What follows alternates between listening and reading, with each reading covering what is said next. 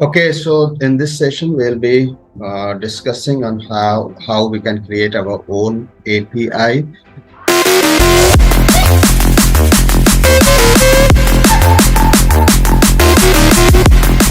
and then how that API data can be transferred via JSON to our web page that will be accessed in JavaScript. So what we have to learn today, we have to learn how we will be creating our own API. That API will be kept on the server. Then the data from that API will be transferred via JSON. So we'll learn few functions of JSON, how to transfer data from the API via JSON to our web page, and in our web page, we'll be accepting it in the JavaScript. So first of all, let me show you this. This is an API that we have discussed in the previous session. Those who have not attended the previous session can go through the videos of the previous session, so that you can learn how we have used and accessed this API. This is a public API which has a lot of very powerful codes, and these codes have two pairs, text and author, the codes and the author, and we have used in our one of our program. Let me show you. This is the program that we used in the previous session. I'll come to the output. When we click the show, it shows the this is the code followed by the author name. This is the code followed by the author name. Now, very much similar to this very program.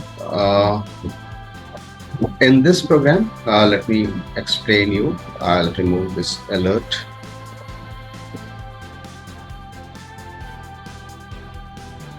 Let me come to this.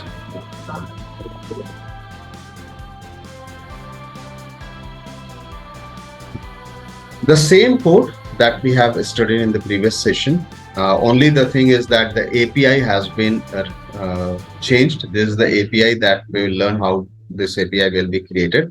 I'll copy this API to the browser. Let us see what does this contain and how we'll be using it. So I'm putting this API here. And if you can see here in this API, there is a question number. This question number is 1. Then there is a question. This question is HTML stands for.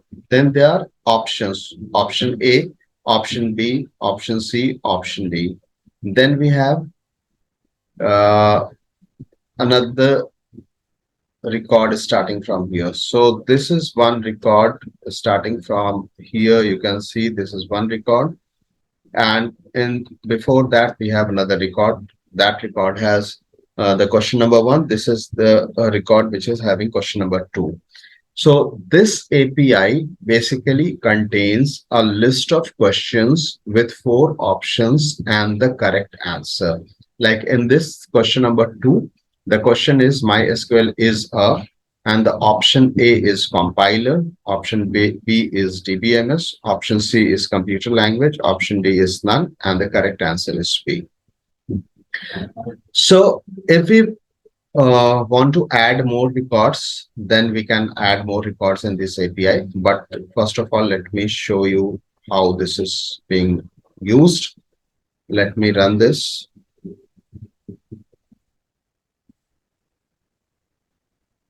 Now, the same logic.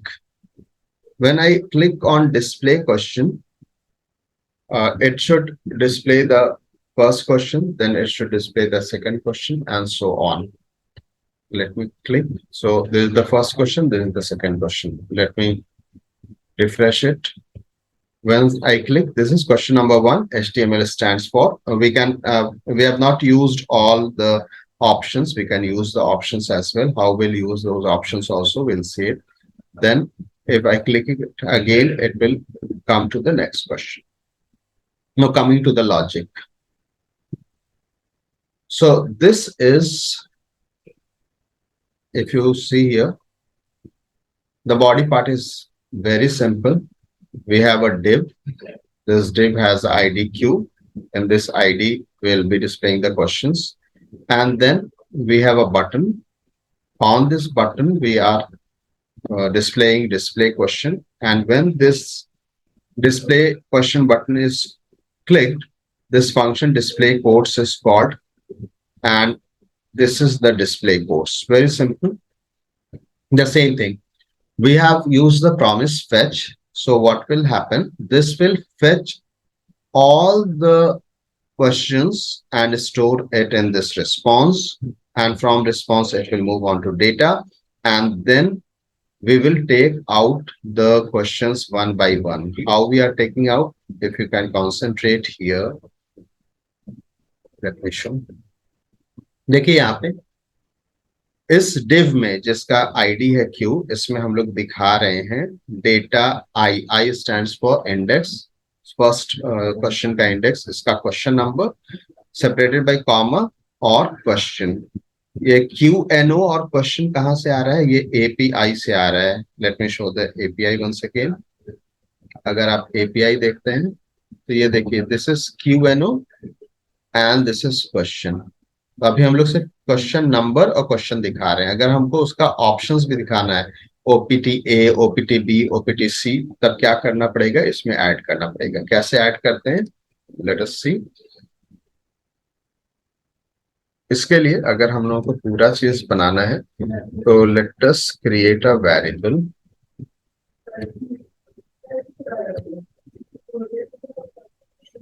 This is empty at the starting. और यहाँ पर सबसे पहले हम लोग ये जो part है इसको QUS इज इक्वल्स टू, सबसे पहले हम लोग इसके अंदर लेकर के आ रहे क्वेश्चन नंबर और फिर क्वेश्चन, और ये QUS को हम लोग यहाँ पर डिस्प्ले करा देंगे. इसके साथ साथ what else we need is, let me add a BR, और यहाँ पर ऑप्शन 1 ऐड करना है. ऑप्शन 1 कैसे ऐड होगा? इसका नाम क्या है? Dot OPTA. अगर आप देखें API में, फिर से हम API में आते हैं, देखिए ये OPTA है, तो ये क्या करेगा? हाइपर टेक्स्ट मार्कअप लैंग्वेज आ जाएगा. उसके बाद हम लोग OPTB लेंगे, hyper text markup language, made up language OPTC, इस तरह से. तो हम लोग यहाँ पर आकर के ऐड करते जाएंगे इसके अंदर. अब इसके अंदर और ऐड करना है तो प्लस इक्वल्स टू एक BR लगा देते हैं. then this is the option B, and the option B is data I dot OPTB. इसके बाद हम OPTC लगा देते हैं. यहाँ पे BR टैग है, इसको BR टैग बना देते हैं. फर्स्ट ऑप्शन, देन OPTB, और इस तरह से हम इसका कॉपी कर देते हैं.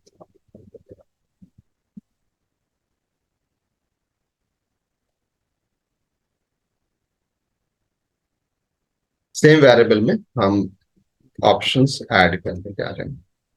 Next option is C. उसके बाद जो ऑप्शन है वो है D, और यहाँ पर हम लोग लगा देंगे C, और यहाँ पर हम लोग लगा देंगे D. हम लोग क्या कर रहे हैं? क्वेश्चन नंबर, अगर इसको हम लोग ऐसे कर लेते हैं, QUS प्लस इक्वल्स टू, तो ये हमारा A दिखाएगा, एक ऑप्शन, B का ऑप्शन, C का ऑप्शन, D का ऑप्शन, और फाइनली इसको हम लोग जाकर के QUS में रख रहे हैं. ये क्या हो रहा है? देखिए, QUS एक वेरिएबल है. इस वेरिएबल में I का वैल्यू 0 है स्टार्टिंग में. यहाँ पर at line number 9 you can see we have kept I is 0. I का वैल्यू 0 है तो डेटा 0 का क्वेश्चन नंबर और उसके बाद क्वेश्चन. उसके बाद ये अलग अलग लाइन में ये 4 ऑप्शंस जो है उसका वो दिखा रहे हैं. Let us come and see the output. जैसे हम लोग चाह रहे हैं वैसे हो रहा है कि नहीं? एक बार हम इसको क्लिक करते हैं. अब देखिए आ रहा है question number 1, HTML stands for hypertext markup language, hypertext made up language, जो भी चार ऑप्शन। नेक्स्ट क्वेश्चन के लिए क्लिक कर रहे हैं तो ये नेक्स्ट क्वेश्चन आ रहा है, my scale is a compiler, DBMS computer language. तो इसमें दो एस्पेक्ट हम लोगों को सीखना है। एक एस्पेक्ट तो ये है कि जो एपीआई में डेटा है वो रिसीव कैसे होगा। ओपीआई में ये डेटा है, आप देखिए यहाँ से दो रिकॉर्ड है। This is the first record starting from the very beginning. ये यहाँ से ये फर्स्ट रिकॉर्ड लेकर के आ रहा है, जिसमें क्वेश्चन नंबर है, फिर क्वेश्चन है, फिर चार ऑप्शंस हैं इसके, और फिर इसका करेक्ट आंसर ए है। ये यहाँ तक एक रिकॉर्ड है। उसके बाद ये एक रिकॉर्ड जो है वो एरे का 0th मेंबर बन जाएगा। फिर उसके बाद का जो ये सेकंड रिकॉर्ड है, इसमें भी हम लोग दो ही रिकॉर्ड रख करके देख रहे हैं। तो ये सेकंड रिकॉर्ड I++ करने से आ जाएगा, और ये हम लोग नाम सब जो है वो QNO है, क्वेश्चन है। जब हम लोग जावास्क्रिप्ट में निकालेंगे तो इस नाम से निकालेंगे क्वेश्चन। हम लोग निकालेंगे OPT A, फिर निकालेंगे OPT B, फिर निकालेंगे OPT C, फिर निकालेंगे OPT D। और इसको निकालते कैसे, तो इसको हम लोग निकालते हैं इस तरह से। डेटा में सारा डेटा आ जाएगा, जो भी जेसन डेटा ऊपर आपको दिख रहा था, उसका ith लोकेशन पे जो क्वेश्चन है, और उसका जो क्वेश्चन नंबर है और जो क्वेश्चन है, separated by this. Now suppose we want this to be in bold, तो हम लोगों को इसके आगे जो क्वेश्चन नंबर है या जो क्वेश्चन है उसको, सिर्फ क्वेश्चन को अगर हम लोगों को बोल्ड में रखना है, क्या करना पड़ेगा, एक्सक्यूज मी, यहाँ पर हम लोग इसको प्लस बोल्ड टैग लगा देते हैं। अब हम लोग देख लेते हैं आउटपुट कैसे आ रहा है। ये जो आउटपुट है, अब अगर डिस्प्ले करेंगे तो ये पूरा बोल्ड इसलिए हो गया कि हम लोगों ने इसको क्लोज नहीं किया है, बोल्ड टैग को बंद करना पड़ेगा। एंड नाउ यू कैन सी ऐसे हो रहा है। तो ये हम लोग कर सकते हैं। नाउ अब हम लोगों को देखना है कि डेटा ला कहाँ से रहे हैं। लाने के लिए यहाँ देखिए, ये हमारा एक टेबल है, सर्वर पे रखा हुआ है। इस टेबल का नाम है क्वेश्चंस। यहाँ पर ये हम लोग डेटाबेस में पूरा पढ़ेंगे कैसे बनाते हैं। अभी हम सिर्फ आपको दिखा रहे हैं, ये क्वेश्चंस नाम का टेबल है। इसमें ये सारे कॉलम्स हैं, question number, question, OPT A B C D answer. और इसके अंदर ये रिकॉर्ड्स जो है वो यहाँ पर है। ये देखिए दो रिकॉर्ड दिख रहा है, question number 1, HTML stands for, इसका सारा ऑप्शंस, करेक्ट आंसर। ये अभी दो रिकॉर्ड इसमें है। अगर हम इसमें यहाँ से एक रिकॉर्ड और इंसर्ट कर देते हैं, तो ये एक रिकॉर्ड, ये क्वेश्चन नंबर 3 बनेगा। Question is suppose what is an operating system, system program is the first option.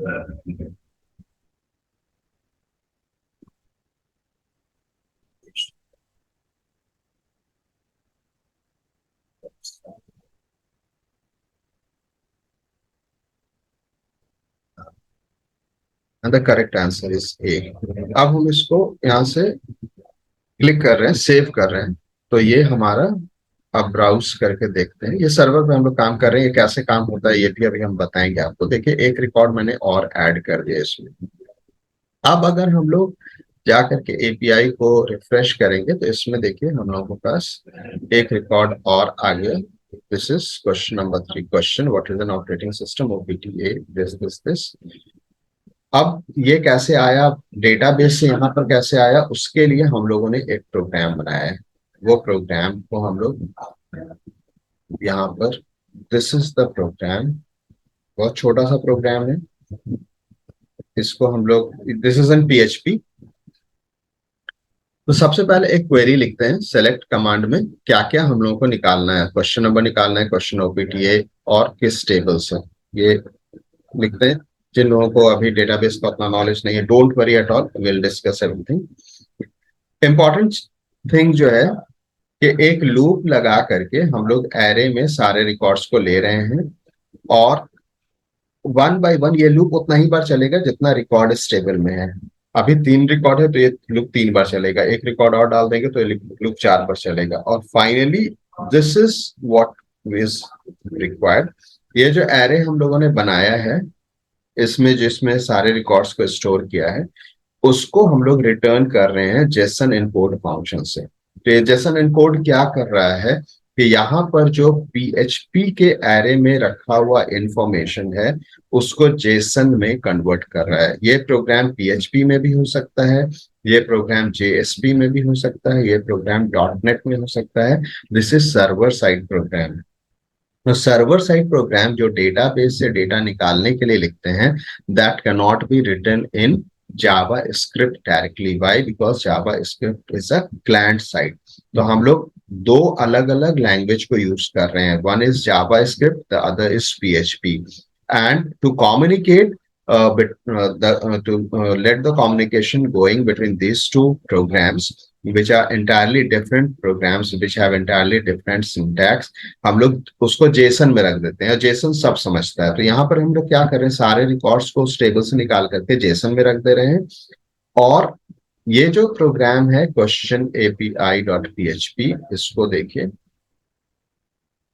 ये क्वेश्चन एपीआई डॉट पीएचपी मैंने सर्वर पे रखा हुआ है। तो इस सर्वर पे हमने रख दिया है, और यहाँ से अब जितना बार भी हम लोग इसको एक्सेस करना चाहते हैं, कहीं से भी इसको हम लोग एक्सेस कर सकते हैं। तो यहाँ पर फिर से हम बता रहे हैं, this is how we create an API. This is very simple logic that I have used here. API बहुत यूज होगा, आपका कोई भी आज के दिन का एप्लीकेशन बिना API के नहीं बनता है, बिकॉज कम्युनिकेशन के लिए सबसे अच्छा माना जाता है जेसन एपीआई के थ्रू डेटा का ट्रांसफर करना। पहले जो डेटा ट्रांसफर होता था वो होता था with the help of XML। अब XML की जगह पे हम लोग जेसन यूज करते हैं, तो जेसन के लिए हम लोग एपीआई बनाते हैं। एपीआई में कुछ नहीं है, that is a simple program. सारे डेटा को आपको सिर्फ एरे में स्टोर करना होता है, और ये फंक्शन कॉल करना होता है जेसन एनकोड, ये आपको जेसन में कन्वर्ट कर देगा। वंस दिस इज कन्वर्टेड, तो ये आप फिर यूज कर सकते हैं। अब इसको बना करके ये जो फाइल है क्वेश्चन एपीआई, ये देखिए यहाँ पर, ये हमारा फाइल ट्रांसफर प्रोटोकॉल है। ये हम लेकर के जा रहे हैं एपीआई नाम का फोल्डर पे। कहाँ पे? SSSpatna.com, ये होस्ट है SSSpatna.com, उसके अंदर ये एक फोल्डर है एपीआई।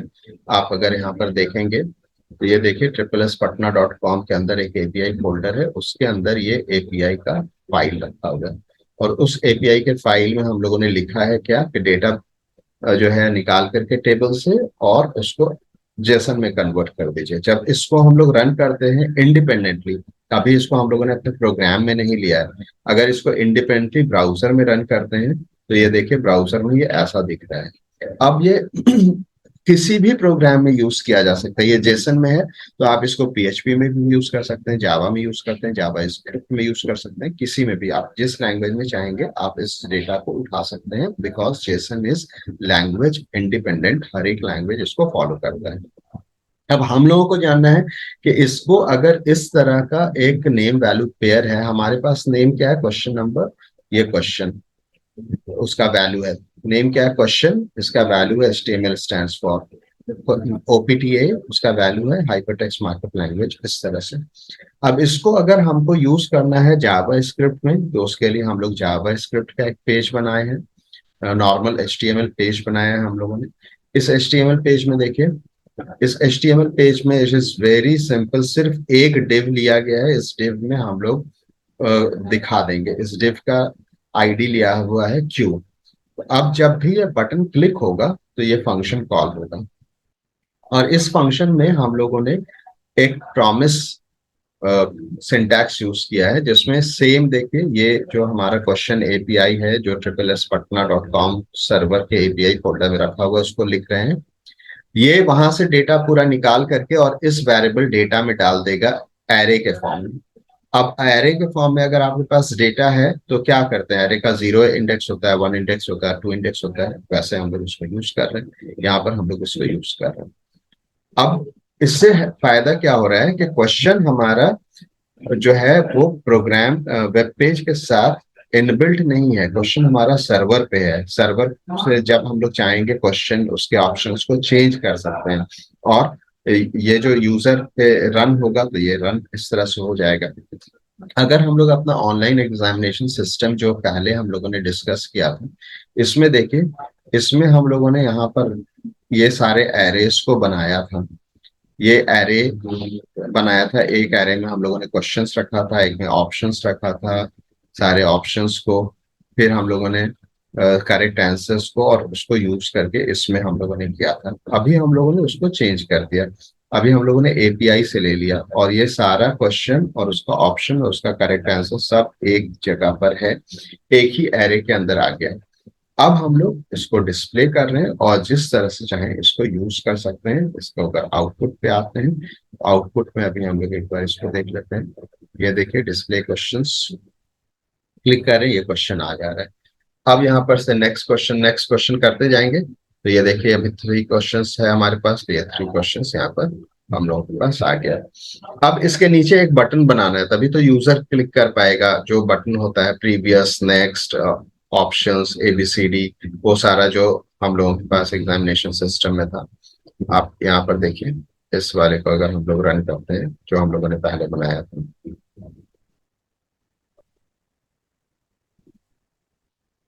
ये है हम लोगों का online test, read the instruction. अब इसमें हम लोग अगर सपोज यहाँ पर एक क्वेश्चन सेलेक्ट करते हैं, नेक्स्ट क्लिक करते हैं, तो ये यहाँ से नेक्स्ट क्वेश्चन आ रहा है, यहाँ से प्रीवियस क्वेश्चन आ रहा है, तो ये नेक्स्ट प्रीवियस चाहिए हम लोगों के पास, और ये बटन्स चाहिए जिससे हम लोग यूजर को बताएंगे कि कौन सा ऑप्शन यूजर ने सेलेक्ट किया है। तो इस तरह का ये इंटरफेस बनाना है, और इस इंटरफेस को हम लोगों को इस वाले में जो अभी हम लोगों ने डिस्कस किया इसमें इम्प्लीमेंट करना है। अगर इसमें हम लोग प्रॉपरली इम्प्लीमेंट करेंगे तो फिर ये बहुत अच्छा से काम करेगा और बहुत फास्ट काम होगा। एपीआई यूज करके हम लोग बहुत फास्ट काम करा सकते हैं, इसलिए कि डेटा पूरा का पूरा आपके पास क्लाइंट के पास आ जाता है सर्वर से उठ करके।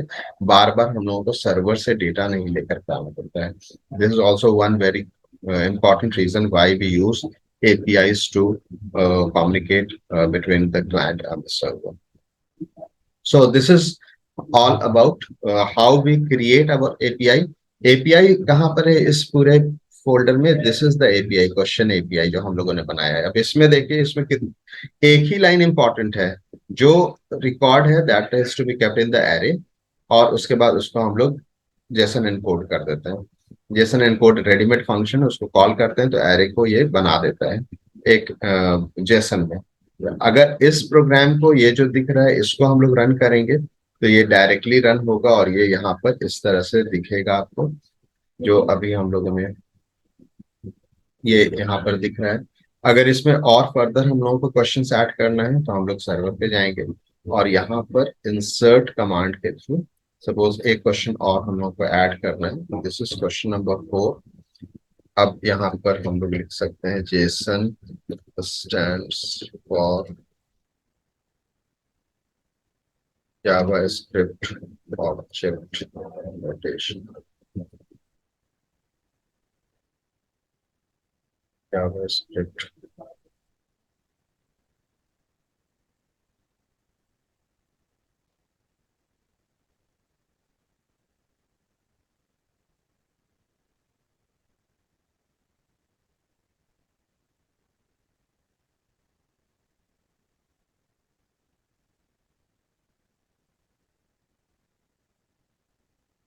करेक्ट आंसर यहाँ पर सर्वर से हम लोग कॉन्टैक्ट कर रहे हैं। आप ब्राउज करके देखिए, हम लोगों के पास initially we were having only 2 question, 2 question अभी और हम लोगों ने ऐड किया है। अब अगर हम लोग एपीआई को हिट करेंगे तो ये हम लोगों को एक रिकॉर्ड और दिखाएगा। अभी देखिए पहले से 3 रिकॉर्ड दिख रहा है, अभी हम लोग क्लिक कर रहे हैं तो ये एक रिकॉर्ड और आगे। और अब इसको अगर हम लोगों को अपने प्रोग्राम में एक्सेस करना है तो ये प्रोग्राम हम लोगों का जो है जेसन एग्जाम्पल 2, इस प्रोग्राम में ऑलरेडी हम लोगों ने प्लस प्लस किया हुआ है, तो ये यहाँ पर इंफॉर्मेशन आ जाएगा उसी तरह से। और इसको अगर हम लोग रन करके देखेंगे तो अब हम लोगों के पास 4 क्वेश्चन तक जाने का ऑप्शन हो जाएगा। Display question,